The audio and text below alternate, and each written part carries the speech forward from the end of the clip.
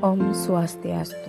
Perkenalkan, nama saya Nima Denini, Ibu dan Bapak Guru hebat. Kali ini saya akan melakukan aksi nyata topik 2, kurikulum merdeka, yaitu menyebarkan pemahaman mengapa kurikulum harus berubah.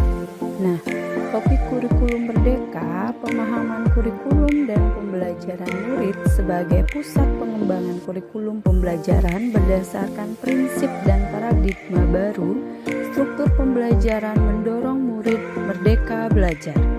Ibu dan Bapak Guru hebat, pada topik 2 ini ada 2 modul yang harus kita pelajari, yaitu modul 1 tentang kurikulum dan modul 2 tentang kurikulum merdeka. Nah, apa itu kurikulum? Kurikulum merupakan pedoman penyelenggaraan kegiatan pembelajaran untuk mencapai tujuan pendidikan tertinggi. Ralph W. Tyler dalam bukunya The Basic Principles of Curriculum and Instruction mengungkapkan ada 4 komponen dalam kurikulum, yaitu tujuan, konten, metode atau cara, dan evaluasi. Namun, pada umumnya, klasifikasi kurikulum ada 3 bagian, yaitu yang pertama tujuan pembelajaran, kemudian panduan pedagogi, dan panduan asesmen. Nah, Ibu dan Bapak Guru hebat, apa sih peran dan fungsi kurikulum?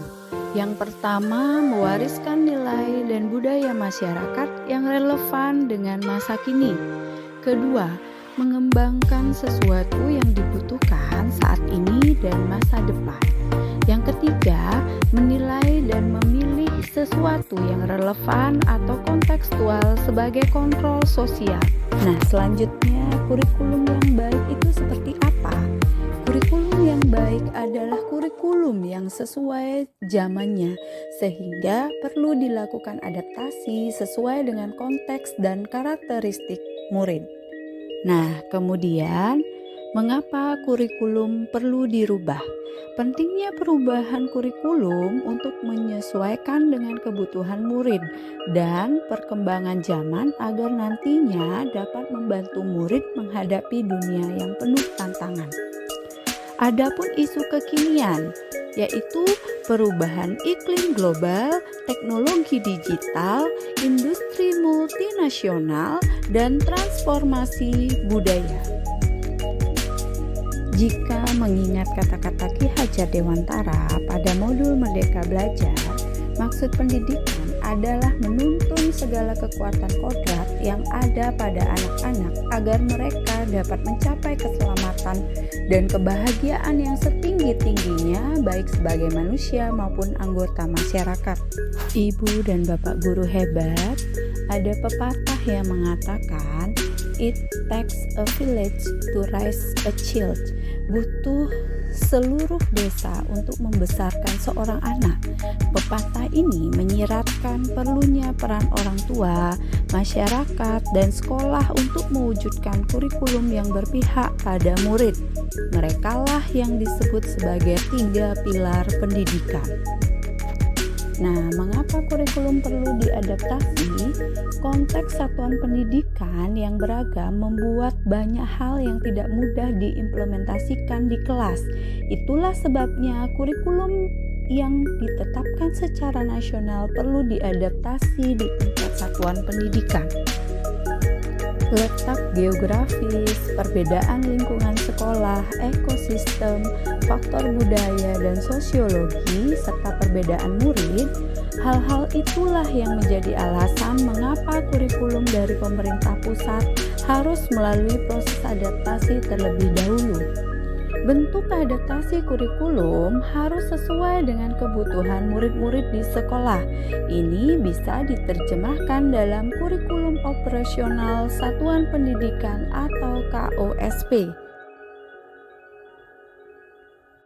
Nah, kerangka dasar kurikulum yaitu tujuan pendidikan nasional, kemudian profil pelajar Pancasila, struktur kurikulum, prinsip pembelajaran dan asesmen dan capaian pembelajaran. Nah, adapun tujuan KOSP Kurikulum Operasional Satuan Pendidikan yaitu adalah untuk memastikan bahwa setiap saat murid akan berkembang sesuai dengan zamannya.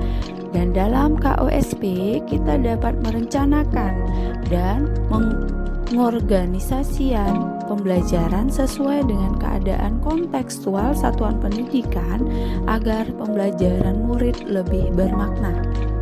Adapun komponen operasional satuan pendidikan, yang pertama ada visi, misi, dan tujuan.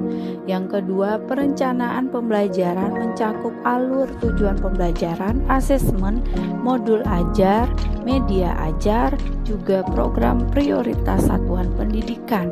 Yang ketiga, pengorganisasian pembelajaran mencakup muatan kurikulum, beban belajar, program intrakurikuler, ekstrakurikuler, dan proyek penguatan profil pelajar Pancasila.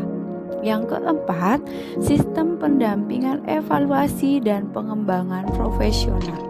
Nah, adapun prinsip pengembangan KOSP.